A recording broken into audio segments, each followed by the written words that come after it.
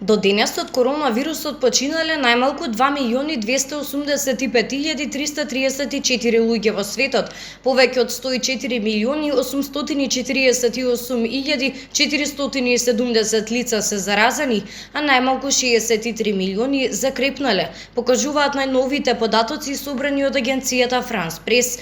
Податоците се базираат на дневните извештаи на здравствените власти во секоја земја и ги исклучуваат дополнителните ревизии од страна на агенциите за статистика. САД моментално се најтешко погодени од пандемијата на коронавирусот, со скоро пола милион смртни случаи и 26.679.000 заразени, според Универзитетот Џон Хопкинс.